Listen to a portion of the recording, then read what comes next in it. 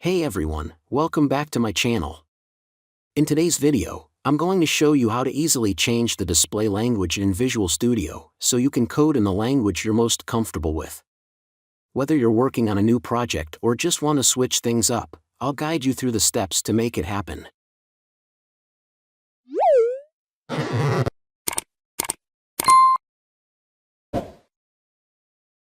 Go to Options, click on Tools in the top menu, then select Options. Environment Settings. In the Options dialog, expand the Environment section and click on International Settings. Select Language. Choose your preferred language from the drop-down list under Language. If you don't find language you want, check a video in description. How to fix can't find your language in Visual Studio. Restart Visual Studio. Click OK to apply the changes. You may need to restart Visual Studio for the changes to take effect.